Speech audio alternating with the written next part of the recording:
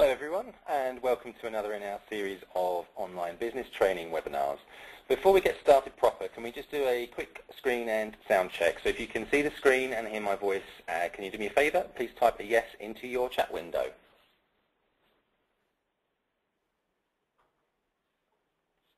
Great stuff, thanks very much. So first, quick introduction. My name's Ian Beaumont. I'm Business Development Manager for names.co.uk and Register 365. Thank you for joining us today. So, today the subject that we're tackling is Beginner's Search Engine Optimization, or SEO, a guide to Google optimization. It's always a hot topic and a complex subject matter to start tackling. So, through the power of the internet today, we have Valaya Esser on the line, who is going to be taking you through today's webinar, and Valaya is the Managing Director of SearchQuest Digital. So, who is SearchQuest Digital? Well, they're based in Lancaster, in the northwest of England, and one of the first digital marketing agencies in the UK. So clients of SearchQuest are provided with solutions to increase traffic to their websites, resulting in more inquiries and ultimately more sales. There's a lot of experience at SearchQuest with over 14 years behind them in SEO, web design, digital marketing, and they're already helping thousands of businesses get success online. So what are we going to take you through today? We'll be looking at what Google is looking for in a website, what keywords are and how to get the right ones, where you should be concentrating your optimization efforts, an overview on sitemaps and why they're important, plus an overview of Google WEBMASTER tools. There'll be an opportunity to raise questions, so feel free to do that throughout the webinar, and we'll get to a Q&A session at the end. Any that we don't get to, we'll respond to personally after the webinar is finished. So without further ado, I'm going to place you in the company of Valaya, who is going to take you through today's webinar. Over to you. Thank you very much, Ian. Hello everyone, thank you very much for attending the webinar. Really appreciate you guys taking the time out to have a listen to what I've got to say. Now I'm going to talk to you about the very basics of search engine optimization and how we can go about optimizing our website and getting the actual foundations in place to make sure our site can be successful online. So the first thing we need to talk about is what are we actually going to optimize our site with? And that would be keywords. So what are keywords, or should we say key phrases? Now keywords or phrases typically consist of 2 or 3 words that best describe your product or service. So for an example, the one that we're actually looking at as the example is an electrician in Bolton. So a typified key phrase for this kind of product or service would be electricians in Bolton. So how do we go about doing some keyword research and actually seeing whether the keywords that we think of actually do get searched for on Google and there's an actual demand for that? Now the best way to do this is by going through and making sure first and foremost that the keywords that we do come up with are quality keywords as opposed to the amount of keywords we have. So we don't want to sit there and think about having maybe 20 or 30 key phrases trying to describe the same product or service, but just trying to think about it in a different way or trying to describe it in a different way. What we need to do is try and find out the keywords that the majority of people search for that particular product or service. And the way we can actually look into this in more detail is by using the keyword planner that Google has provided us. So this is a URL which you can see here, which is adwords.google.com, and it's /keyword planner. Now you do not need to have a Google AdWords account or need to be advertising on AdWords to have access to this particular planner. What you do need, however, is a verified email address for you to be able to actually access the Google services. So the way to go about doing this is to actually go onto Google and just simply type in Google account. Once you've done that, you'll see in the search results the first lot of results which say sign in Google accounts, and then directly underneath it you will see one that says create a Google account. So all you need to do is click onto that link. That will allow you to go and verify an email address. You don't need to have a Gmail address. You can use your own email account that you may have already set up and just have it verified by Google. Once you have done that, you can then go back to the actual AdWords screen and then sign into it. Once you've signed in, you will then be faced with this particular screen. So this is the actual keyword planner itself. So what we need to look at is just the first section, which says search for new keywords and add group ideas.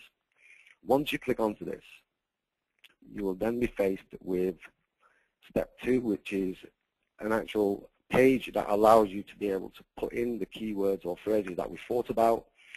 This one in particular is electricians in Bolton, so we go and type that in, and then at the bottom we have get ideas. Once you click on get ideas, this will then provide you with the results or data that Google holds regarding any of the keywords and phrases people do search for. So as you can see in the add group ideas section, you have electricians in Bolton, and next to it we can see there's a number 7. That's telling us that there are 7 key phrases that are related to that particular group. So if we click onto this, we can then go and see what those key phrases are. Now, as you can see from the screen, you can see the most relevant ones to describe this particular business. So we can see electrician Bolton, electricians Bolton, electrician in Bolton. We can also see auto electrician Bolton. Now I've put a red cross next to that just simply because this particular company do not do auto electrical services. We've then got Bolton electrician, and then the next one we have electrician jobs Bolton. Again, we are not interested in this because we are not a recruitment agency, or we're not looking to recruit anybody within the electrical industry. Then we have Bolton electricians. So collectively, if we take the key phrases that we've put the ticks next to, we can see that we have a total monthly search volume of 330 searches a month for a variation of key phrases that describe electricians in Bolton. So once we have come up with the right keywords and phrases, we need to then go and implement them on the actual website.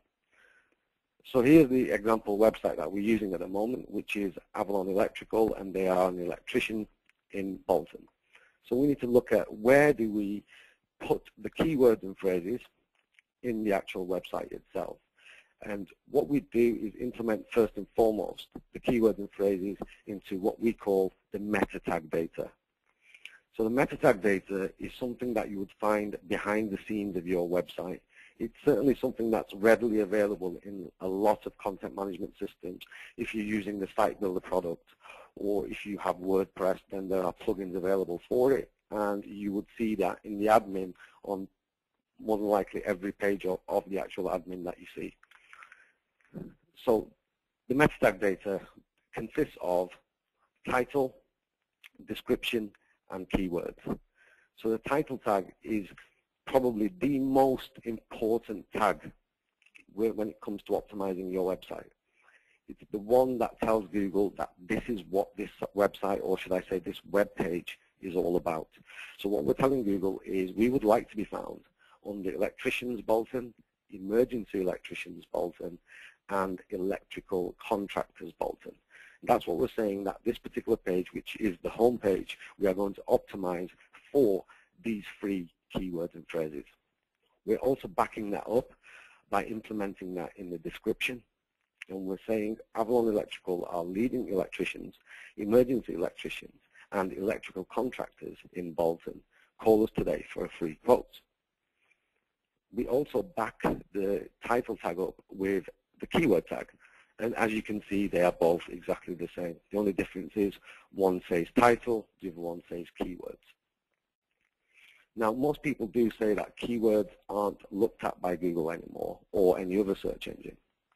But this area has always been available in all meta tag structures, and it's certainly something that will not do you any harm if you do utilize the keyword tag. And also, Google changes on a regular basis, so it's important that at least if the keywords are in there, and if Google decides to look at keyword tags again in the future, then at least you have the information available for it. So once the actual meta tag structure has been implemented, then we move on to on-page optimization, which we start with H1. Now H1 is a heading. Now heading is literally the heading of your web page. So what we're telling Google and also the visitors of your website is what this page is all about. So we're giving it a heading here, which in this instance is Emergency Electricians in Bolton. And what we're actually telling people is if you are to continue reading this page, you will learn more about electricians and emergency electricians in the Bolton area. So H1s are very important, and I would say come number 2 on the list of importance, title tag being the most important, and then the H1 as the secondary one. And then the third and final one that you would look at is content. Now, content is very, very important as well, but again, it's title, H1, and then you back it up with content. So make sure that you write content that is relevant to the keywords and phrases that you are wanting to target this particular page for. And if you are relevant, then you will traditionally repeat the key phrase anyway. It will happen naturally. It's what we call keyword repetition and relevancy. If you repeat the key phrase, then the page will become relevant, but it's also important not to overdo it. It's really easy for us to think, okay, we want to be found for electricians in Bolton. We might as well just, at the bottom of the page, just repeat the key phrase, electricians in Bolton, over and over again.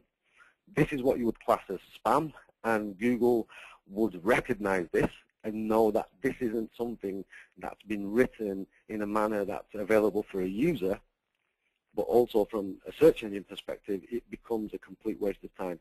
And what happens there is you will end up being penalized for having something what we call a spammy web page. So the other thing you should also take into account is if Google wasn't around and you were writing this content, then who are you writing this content for? You're writing it for the actual website visitor. You want to entice them into wanting to inquire or buy one of your products or services, and you need to ensure that it is grammatical and it reads well and it also gets the message across. And if you combine that with making sure that if your key phrases are the ones that you want to promote, for example, electricians in Bolton, if you mention that, then all you're doing is reinforcing your message. So please remember that, and don't overdo it with keyword repetition, because that can go against you as well. The other thing that you will see on this page is I've highlighted other key phrases in red. These are commercial electrical services, pat testing, domestic and industrial.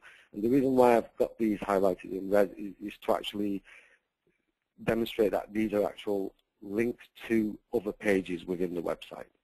So if we are actually writing some content and we mention that, hey, we're electricians in Bolton, but we also provide commercial electrical services, and if we have a page that is more relevant for that particular key phrase, then we should link to that from the content. This is really important, and it's classed as internal linking.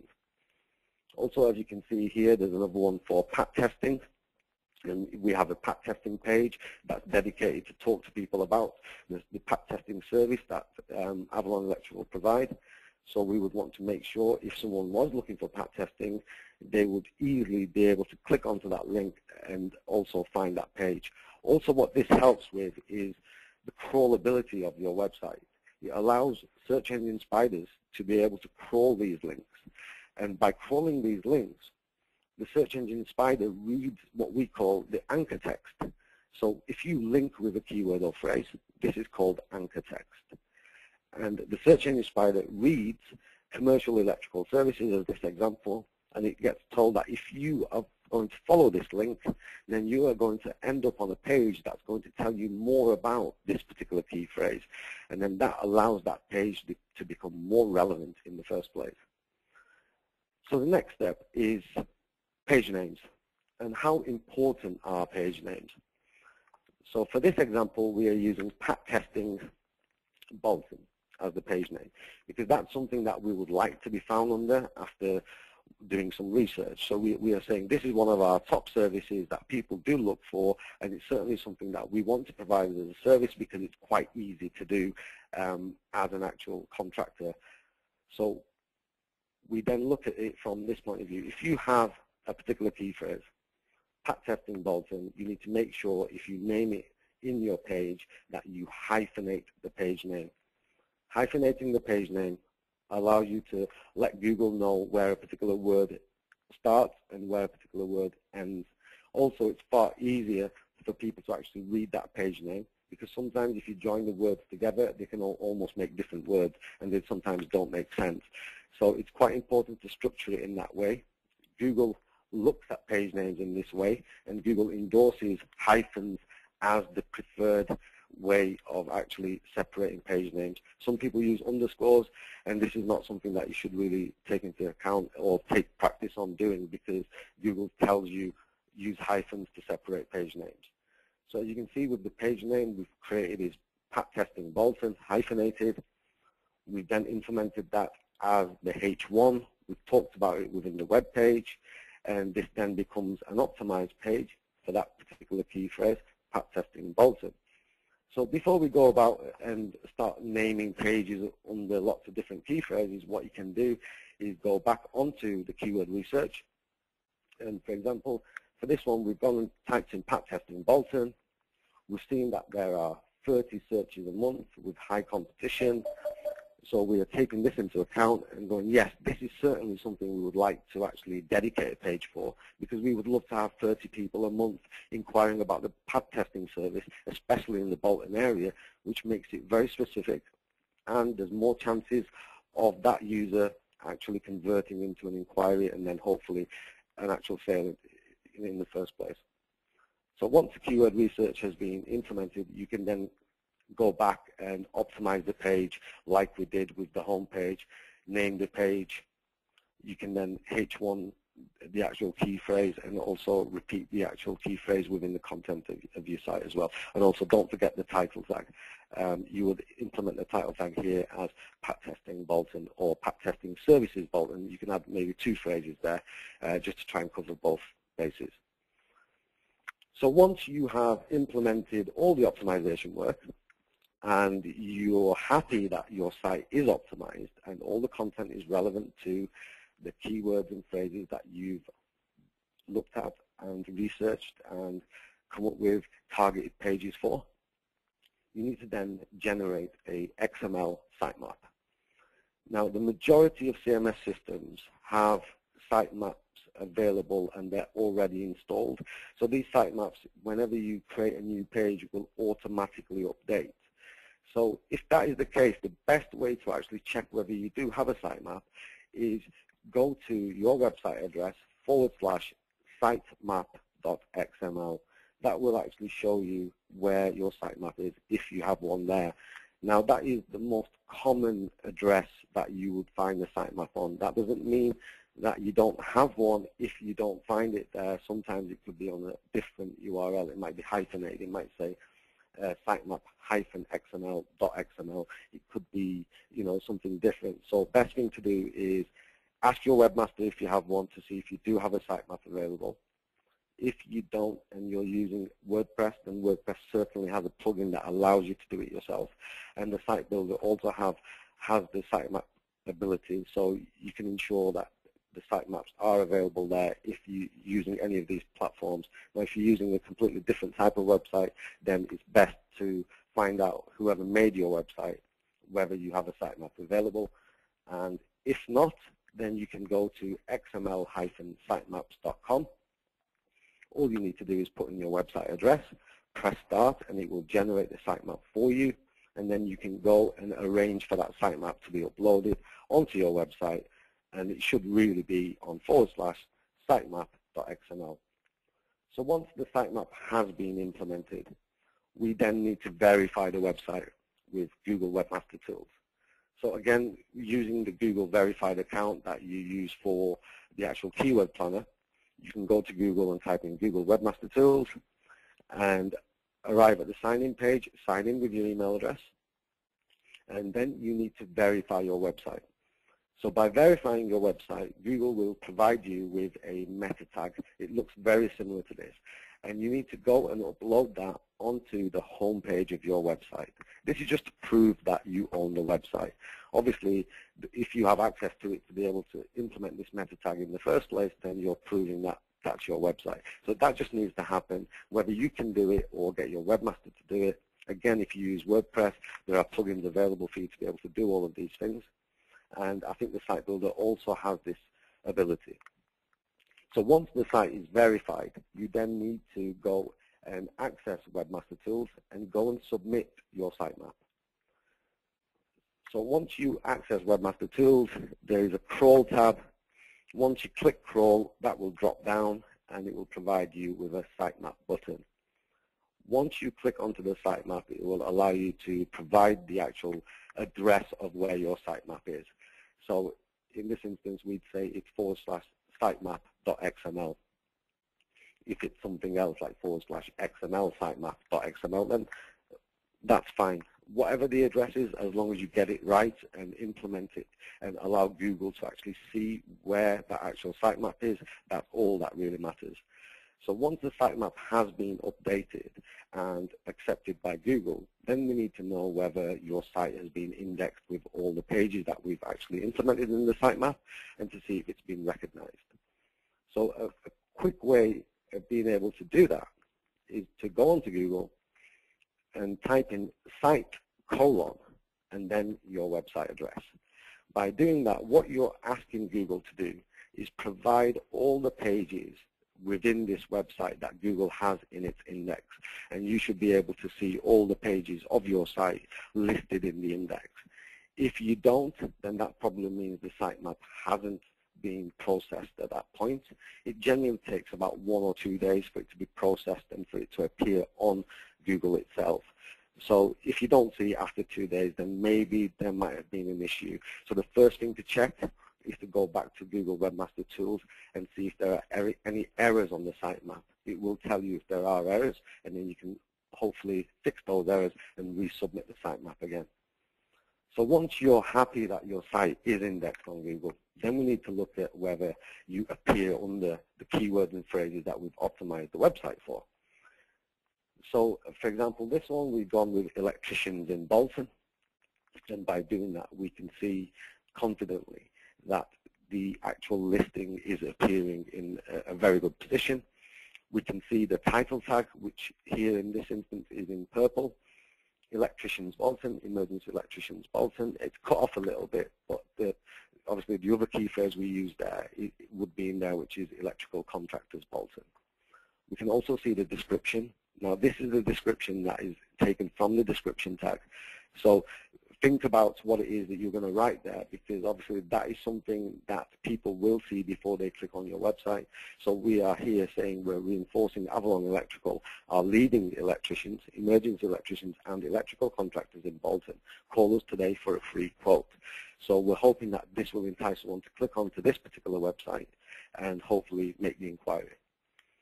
What we can also do is look at other keywords and phrases that we optimize for. So the next one we had was pat testing Bolton. So as you can see, this is the way you can see how the page name is so important, and it also shows you how this really comes into its own when it comes to positions on Google. We can see we've got pat testing Bolton in the title tag. We've also got a decent URL there which says pat testing Bolton, and we talk about Avalon Electrical Limited are pleased to offer pat testing services in the Bolton and Manchester areas, because we are saying we want to concentrate on both Bolton and Manchester in this case. So by having the page name there, visually it allows it to stand out a lot more as well. So when people are doing searches, they would more than likely click onto this particular page purely because it sees that there is a very relevant page in the first place. So you should click onto there, and then that should give people the information they require, as opposed to taking them to the home page and then allowing them to try and find the particular product or service they were looking for. Sometimes they can get lost. Sometimes site usability isn't always the best. So you're kind of taking a bit of a gamble by trying to throw everybody on the home page. It's important that if you have genuine services that you want to promote individually, then make sure you have pages named after them. Treat each page as a home page. Not everybody on Google will end up on your website from the home page. For example, this one, Pat Testing Bolton, the entrance page is going to be Pat Testing Bolton. So we need to make sure that page is attractive, it has the information, it has call to action like the phone number, an inquiry form. It needs to have these kind of things in there to ensure that if someone does turn up to this particular web page, we can provide that person with everything they require and give them the ability to be able to contact and inquire as quickly as possible without having to then go to another page within the website. For example, a lot of people have a contact us page. So the contact us page, generally, you have it because you feel you have to have it. And also, when you do arrive at the contact us page, traditionally you'd find a phone number, the address, potentially a map of how to get to your location. But you don't need to leave out the phone number on every other page just purely because it's there on your Contact Us page.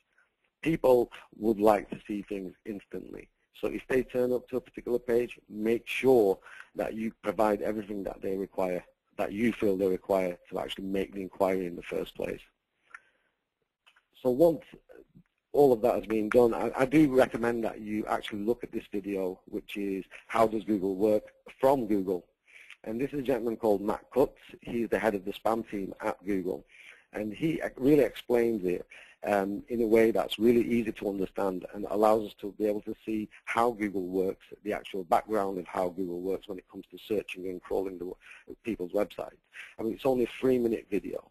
So I would recommend that you do this after this webinar while it's fresh in your mind, and you can actually just have a quick watch of this video and actually confirm a lot of the things that you've heard today.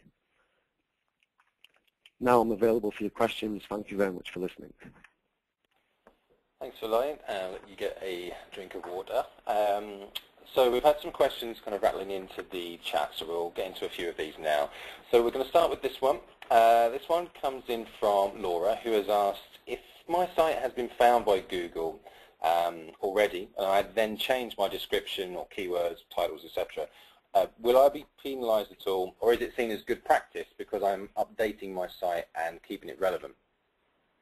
Okay, well, the question would be, if your page has been recognized, has it been recognized in a good position in the first place?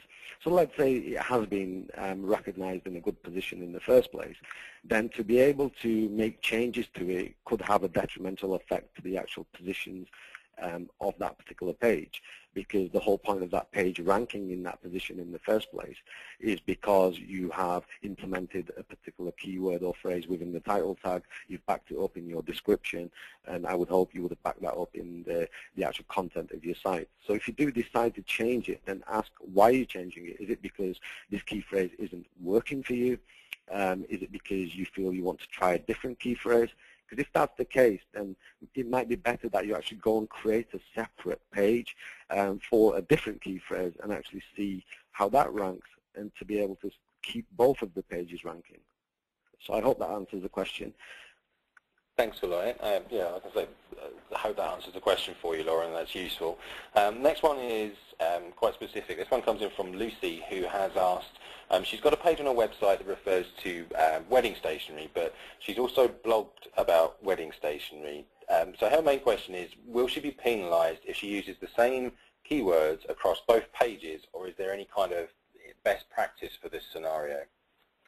Okay, well, the actual web page itself, it should be the page that's optimized for wedding stationery.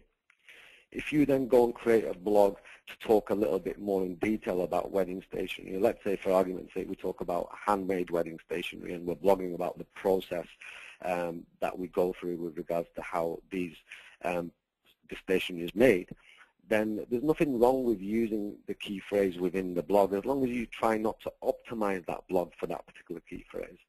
And also, the other thing to remember is when you do write the content within your blog and you mention the words wedding stationery, then you should link that to the actual wedding stationery page, because that's where you really want people to arrive on your site, because that's where I'm assuming people would have call to action to be able to buy the wedding stationery or at least make the inquiry. So I hope that helps. Thanks for that. Thanks for the question, Lucy. I hope that answers your question. I think this next one will be kind of asked by quite a few people, really, but I picked this out from Simon, who's asked how patient he should be in terms of following these instructions. When can he expect to see results after that? Okay, well, because of the technology now and also Google's tools that it provides us with, we don't actually really have to be that patient because everything is in place. Once you've done the optimization, once you have submitted everything within Google Webmaster Tools, then you only need to really wait a couple of days for the changes to actually take place on Google. Now, one thing to remember is just because you have optimized your website for the keywords and phrases you feel you would like to be found under does not mean that you're all of a sudden going to appear in a number 1 or number 5 position on Google. It really depends on how competitive your industry is, how many other websites are out there doing the same as what you're doing.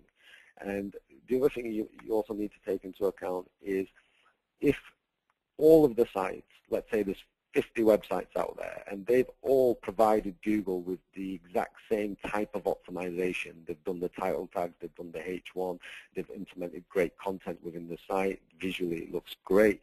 How should Google determine which one should be number 1 and which one should be number 5? And this is down to external resources, and it's basically other websites endorsing your website for the service you provide. So it's important that this is the basics of SEO we're talking about. And we're just talking about the actual optimization of your website to ensure that your site has the best chance possible to be able to start performing once the other things are in place too. Cool. Thanks for that, Bilal. I hope that answers your question, Simon. We've got another question that's coming here from Michael. I think I'll probably answer this one. Michael's asked about he doesn't know how to add keywords, titles, or description to his site, and doesn't know, so he doesn't know how to do it. The answer to this one is that there is no kind of hard and fast rule because there are many different ways of putting a website together. So if you've engaged with a web developer to build a website for you, it might be that they've got access to the website content and you haven't, so I'd contact them. If you're using one of our site building products like SiteMaker, there's an area where you can add that information in. If you're using something like WordPress, then you can get plugins to help you with to add in kind of keywords and meta information and so on and so forth. And there are a lot of content management systems that allow you to add that straight in. So what I would say is if your service is with ourselves, then contact us through the usual way. If you've got it through someone else, then I would contact them about how to update that information. So I hope that answers your question, Michael. And we've got time for one more question here. This one comes in from David. This one's for you, Valaya. David's asked, is my main homepage the most important page on my site for SEO, or is it the rest of my pages? Okay, that's actually a very good question. And the answer is yes, the homepage is certainly the most important page of your website. Now, the homepage is the main page of your site. It's the first page Google will actually look at, and it's the first page it will see to then crawl other pages within your website. So there is a hierarchy there, and the homepage is the most important one. And that's the one that you should realistically optimize for the most popular or competitive key phrases that you have. So I would say general rule is optimize your homepage for roughly 2 to 3 key phrases, as long as they're similar in description, and that would be the page that you really would concentrate your efforts on, because that's the page that will rank first before anything else. The other pages, or should we say internal pages, will have value but nowhere near the same as the homepage.